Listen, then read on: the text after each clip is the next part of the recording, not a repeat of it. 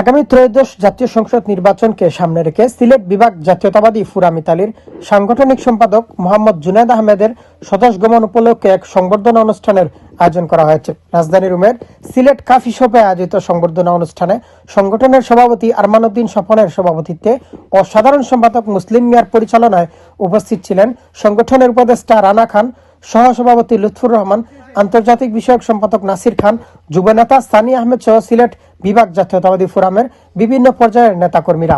অনুষ্ঠানে বক্তারা বলেন, জুনেদ আহমদ দলীয় সংগঠনকে সুসংগঠিত করতে গুরুত্বপূর্ণ ভূমিকা রেখে চলেছেন। তার এই স্বদেশ গমন দেশের রাজনৈতিক পরিস্থিতিতে সংগঠনকে আরো গতিশীল করবে বলে আশাবাদ ব্যক্ত করেন। বক্তারা আগামী জাতীয় সংসদ নির্বাচনকে সামনে রেখে দলীয় কার্যক্রম জোরদার করার আহ্বান জানান। দেশনায়ক জনাব তারেক রহমানের হাতকে শক্তিশালী করার জন্য আমাদের এই জাতীয়তাবাদী ফোরামের সম্মানিত সাংগঠনিক সম্পাদক বাংলাদেশ গমন করবেন। আশা করি আগামী দিনে বাংলাদেশ জাতীয়তাবাদী দল সরকার গঠন করবে।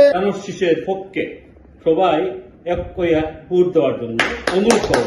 তারেক জিয়া বাংলাদেশ জাতীয়তাবাদী দল বিএনপি জনাব তারেক জিয়ার হাতকে শক্তিশালী করার জন্য বাংলাদেশ আমরা উনাকে এই জাতীয়তাবাদী ফোরামের ইতালি শাখার পক্ষ থেকে আমরা উনাকে দেশে পাঠানোর জন্য দেশে পাঠাইতেছি।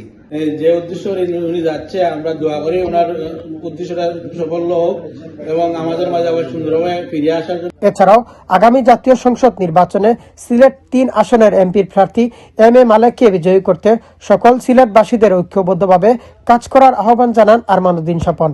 3 নম্বর আসনের বাংলাদেশের এবং ইউরোপের যার নাম এক নামে পরিচিত, যিনি বাংলাদেশের দানের শীর্ষে জাতীয়তাবাদী দলকে বুকে লালন করেন, এম এ মালেক সাহেব 3 নম্বর আসনে প্রতিদ্বন্দ্বিতা করবেন। এই মালেক সাহেবের হাতকে শক্তিশালী করার জন্য, মালেক সাহেবের দানের শীর্ষে জয়লাভ করার জন্য আমাদের আজকের সাংগঠনিক সম্পাদক বাংলাদেশে গমন করবেন। অনুষ্ঠানের শেষ পর্বে সংবর্ধিত অতিথি মোহাম্মদ জুনেদ আহমেদ তার বক্তব্যে সবার প্রতি কৃতজ্ঞতা প্রকাশ করেন এবং ভবিষ্যতে সংগঠনের স্বার্থে ঐক্যবদ্ধভাবে কাজ করার প্রত্যয় ব্যক্ত করেন। সামনে নির্বাচন আছে, তারেক জিয়ার হাতকে শক্তিশালী করার জন্য যতটুকু পারি ইনশাআল্লাহ দানের শীষের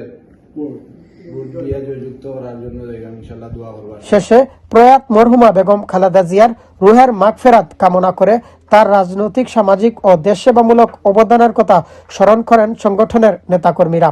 ইতালি থেকে মিনহাজ হোসেন,